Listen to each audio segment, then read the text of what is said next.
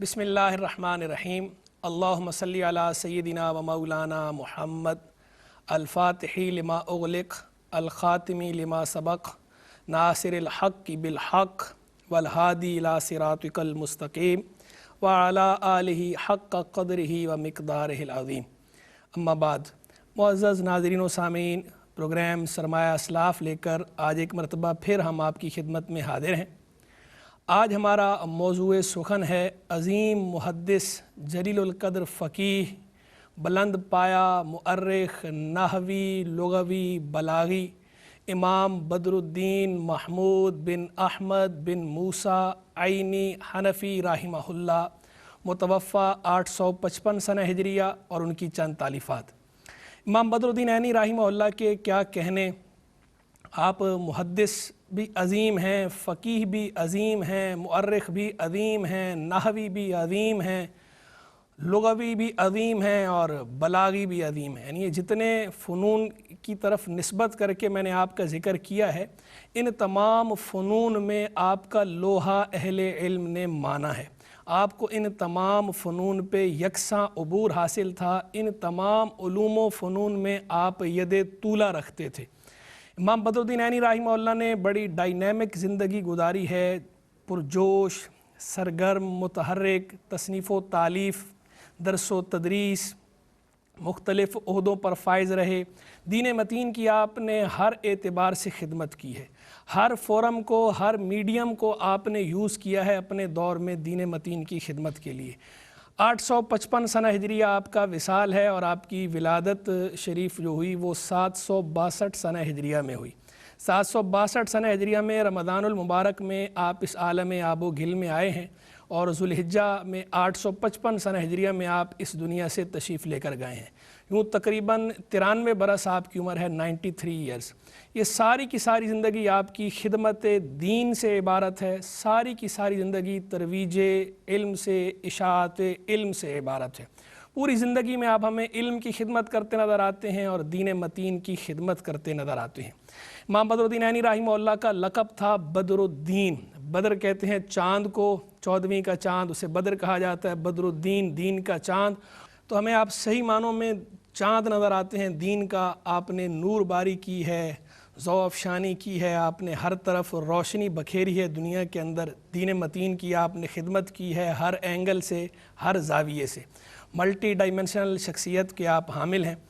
आपकी कुनियत, दो कुनियतें हैं आपकी। एक कुनियत आपकी अबू सना है और एक कुनियत आपकी अबू मुहम्मद है। दोनों कुनियतें हैं। नाम नामी इसमें गिरामी महमूद है। जैसे आपका नाम महमूद है ऐसे ही आप ख़ुद भी महमूद हैं। महमूद का माना होता है जिसकी तारीफ़ की जाए, और आपकी तारीफ़ तो सदियाँ गुज़र गईं, आज तक अहले इल्म व फ़न करते चले आ रहे हैं और इंशाअल्लाह ता क़यामत करते रहेंगे। वालिद माजिद का नाम अहमद था, दादा का नाम मूसा था।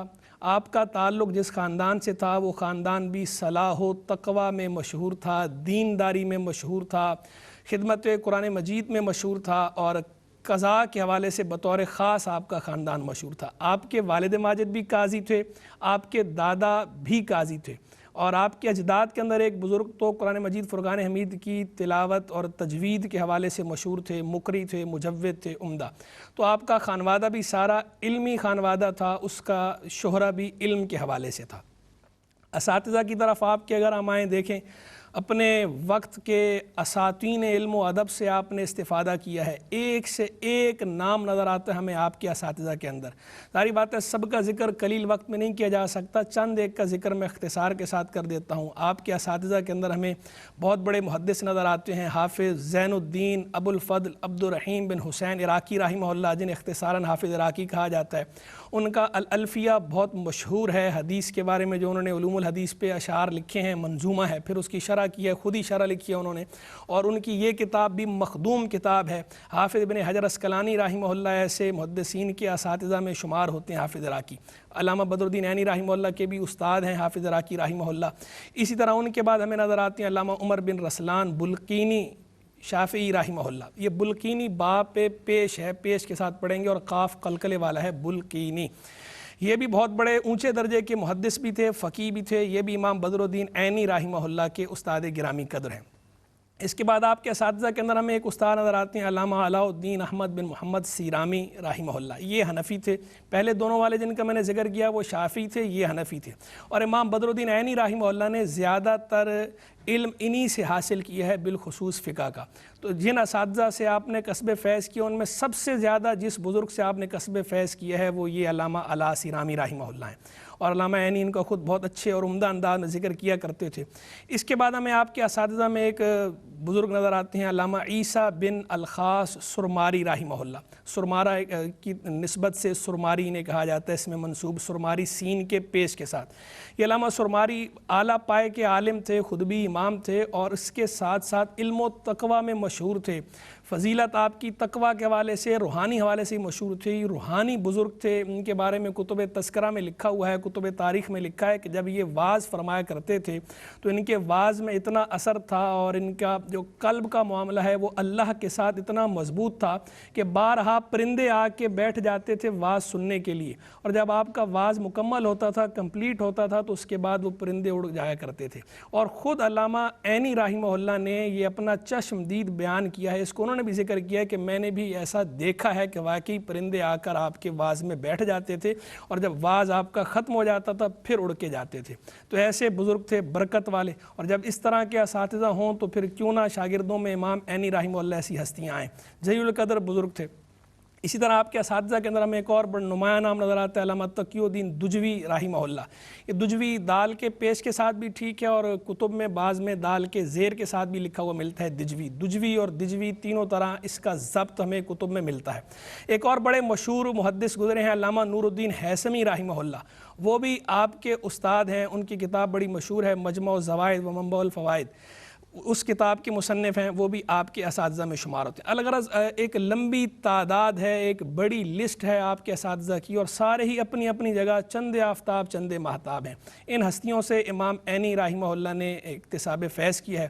اب جب آپ کے تلامذہ کی طرف آئیں کہ بندہ جس طرح اساتذہ سے پہچانا جاتا ہے اسی طرح تلامذہ سے بھی پہچانا جاتا ہے۔ جو بھی بڑی شخصیت ہوتی ہے وہ جس سے اثر لیتی ہے، وہ بھی ظاہری بات ہے بڑے لوگ ہوتے ہیں جن سے اس نے اثر لیا ہوتا ہے، نہیں جن سے متاثر ہوتا ہے بندہ، جن سے انسپائریشن لی ہوتی ہے، اور جن پر بندے کا انفلوئنس ہوتا ہے، جن پر اثر آگے بندہ ڈالتا ہے، جو آگے اس سے متاثر ہوتے ہیں، وہ بھی یقیناً بڑی شخصیات کے جو متاثرین ہیں وہ بھی بڑے ہوتے ہیں۔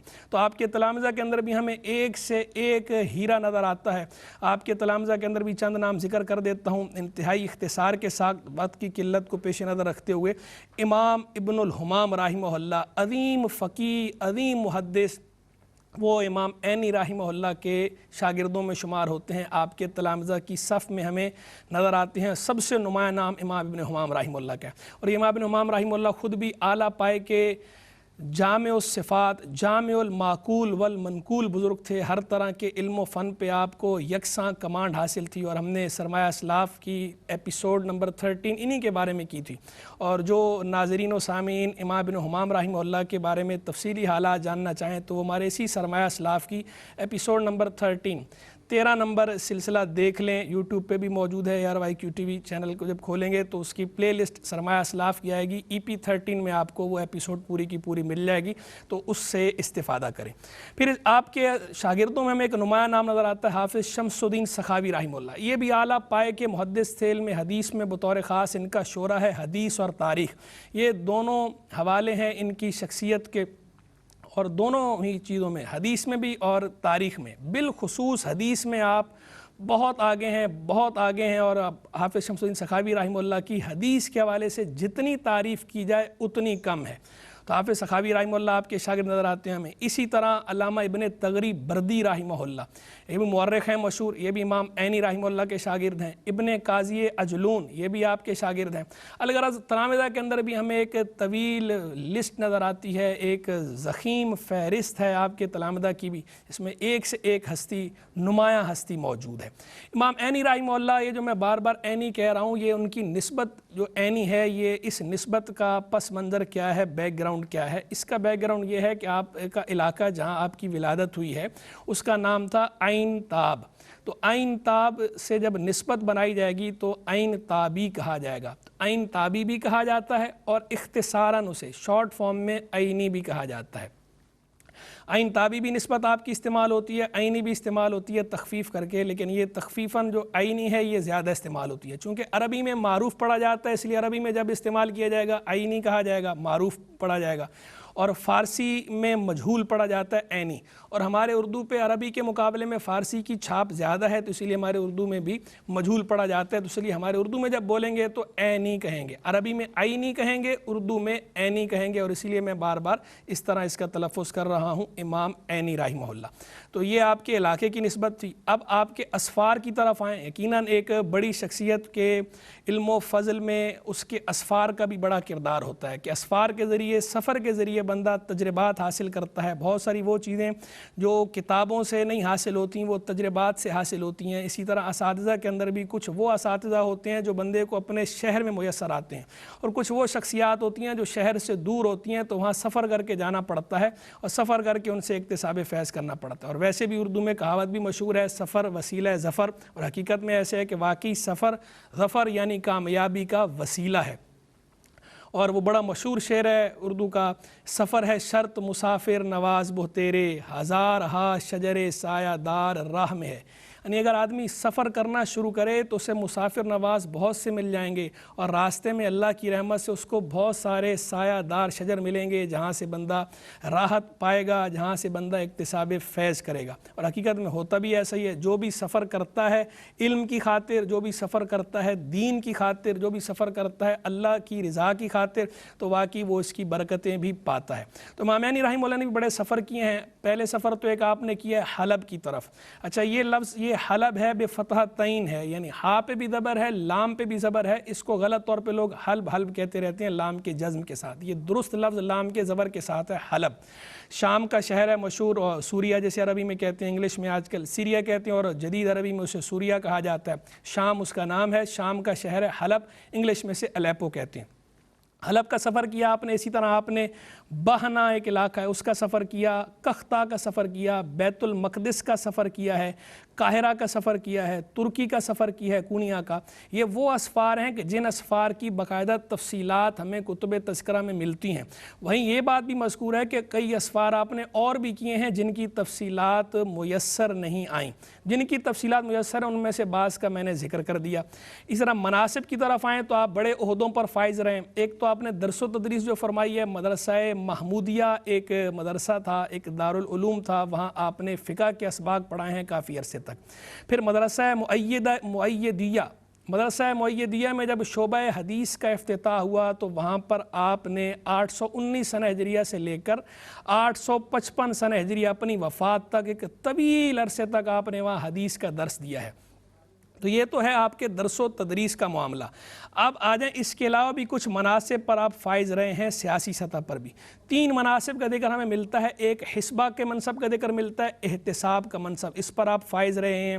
امر بالمعروف نہی عن المنکر کرنا، اسی طرح معیشت کے حوالے سے، کاریگری کے حوالے سے جو لوگ تجاوز کر رہے ہیں حد سے ان سے باز پرس کرنا، یہ باقاعدہ آفیشل ایک منصب ہوتا تھا حکومتی سطح پر، ریاستی سطح پر، جسے حسبہ کہا جاتا تھا، احتساب کہہ لیں آپ آج کل۔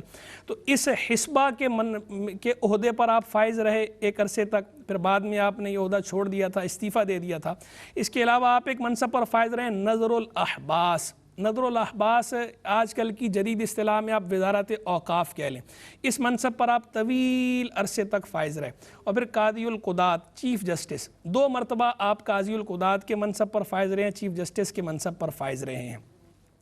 اچھا، ظاہری بات ہے جب بندہ کس مناسب پر فائز رہتا ہے اور علم و فضل والا ہوتا ہے، ذی نعمت ہوتا ہے، تو کلو ذی نعمت محسود، ہر ذی نعمت سے حسد کیا جاتا ہے۔ تو آپ سے بھی بہت سے لوگ حسد بھی کرتے تھے، حسد کی بنا پہ لوگوں نے آپ کی بڑی مخالفتیں بھی کیں، ان مخالفتوں کی بنا پہ آپ نے بعض مناسب ترک بھی کیے، ان سے استعفیٰ بھی دیا، بعد میں پھر دوبارہ آپ کو مقرر کیا جاتا تھا، پھر آپ استعفیٰ دے دیتے تھے، لیکن کبھی آپ نے اپنے ضمیر کے خلاف کوئی کام نہیں کیا، نہ دین کے خلاف کوئی کام کیا ہے، نہ ضمیر کے خلاف کوئی کام کیا ہے۔ آپ نے کوئی رشوت کبھی نہیں لی، آپ سے پہلے والے رشوت لیا کرتے تھے، آپ کا دامن اس الزام سے پاک ہے، اور آپ کے مخالفین بھی اس کو تسلیم کرتے تھے کہ آپ نے کبھی رشوت نہیں لی، آپ کبھی کسی قسم کی کرپشن سے آلودہ نہیں ہوئے۔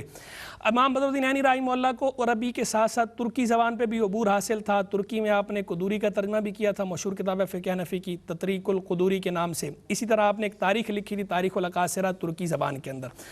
امام بدرالدین عینی رحمہ اللہ کی ہم تصنیف و تالیف کی طرف آئیں تو تصنیفات و تالیفات کی بھی ایک بڑی تعداد ہے جو آپ نے اپنے پیچھے ذخیرے کے طور پر, سرمایہ کے طور پر چھوڑی ہے. ان میں سے چند ایک کا ذکر میں انتہائی اختصار کے ساتھ کرتا ہوں. ایک کتاب آپ کی العلم الحیب فی شرح الکلم الطیب, ابن تیمیہ دمشقی کی کتاب ہے اوراد و اذکار کے بارے میں. اس کتاب الکلم الطیب کی آپ نے شرح لکھی العلم الحیب کے نام سے, چھپی ہوئی مطبوعہ ہے, ہماری میز کی زینت ہے.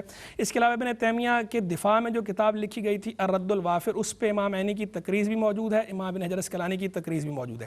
ایک دوسری کتاب کتب ستہ میں سے ایک بڑی مشہور کتاب سنن ابی داؤد, اس پہ آپ نے شرح لکھی ہے شرح سنن ابی داؤد کے نام سے, جو چھپی ہوئی ہے, عام دستیاب ہے, ملتی ہے, لیکن یہ نامکمل ہے, مکمل نہیں.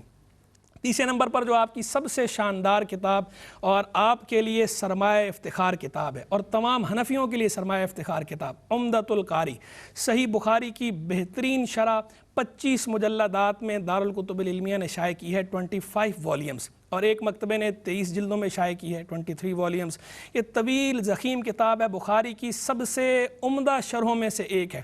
یوں تو صحیح بخاری کی متعدد شروح لکھی گئی ہیں, لیکن ان کے اندر سب سے زیادہ جو شرحیں معتبر مستند مانی جاتی ہیں اور جن سے استفادہ کیا جاتا ہے, استفادے کا سلسلہ صدیاں گزر گئیں پھر بھی جاری ہے, ان میں دو نام انتہائی نمایاں ہیں. ایک حافظ ابن حجر اسقلانی رحمہ اللہ کی فتح الباری کا, اور دوسرے امام بدرالدین عینی رحمہ اللہ کی عمدۃ القاری کا. اور واقعی یہ دونوں کتابیں لاجواب بے مثال ہیں.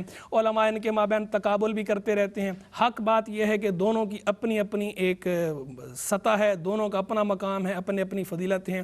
بعض چیزوں میں عمدۃ القاری کو فتح الباری پہ فضیلت حاصل ہے, بعض چیزوں میں فتح الباری کو عمدۃ القاری پہ فضیلت حاصل ہے. دونوں کا اپنا اپنا ایج ہے, اپنے اپنے ڈائمنشنز ہیں. تو عمدۃ القاری بہرحال اپنی جگہ پہ بہترین شاندار کتاب ہے, لائق مطالعہ ہے, اور جہاں جہاں درس حدیث ہوتا ہے وہاں پر اس کتاب سے استفادہ کیا جاتا ہے. میں نے خود بھی کئی دور حدیث کے طلباء کو سبقاً اس کی کئی جلدیں پڑھائی ہیں. پھر آپ کی ایک اور شاندار کتاب فقہ کے حوالے سے البنایہ, ہدایہ کی بہترین شرح البنایہ. اس کا پہلے بھی میں ذکر کر چکا کہ جس طرح ہدایہ کی فتح القدیر بہترین شرح ہے, اسی طرح البنایہ بھی فتح القدیر کی بہترین شرح ہے. اس سے بھی استفادہ بندے کو کرنا چاہیے. اور آخری ایک کتاب کا ذکر جو آپ نے کنز الدقائق کی شرح لکھی رمز الحقائق کے نام سے, اس کا سبب تالیف بھی بڑا عمدہ ہے. آپ نے یہ فرمایا کہ لوگوں نے مجھے تنگ کیا اور میرا دل جو ہے پریشان تھا, تو میں نے کہا میں اپنا دل بہلاؤں, اس کے لیے میں نے اس کتاب پہ کام کیا. کتنے اعلیٰ اور اچھے لوگ تھے کہ وہ اپنا دل بہلانے کے لیے بھی علمی کام کیا کرتے تھے, لوگوں کی مشقت مصیبتوں سے تکلیفوں سے تنگ آ کر بھی علم سے لو لگاتے تھے, علمی کام کرتے تھے. اللہ تبارک و تعالی امام بدرالدین عینی رحمہ اللہ کے درجات کو اور بلند فرمائے, ہمیں ان کے فیض و برکات سے حظ وافر عطا فرمائے. وآخر دعوانا ان الحمد للہ رب العالمین.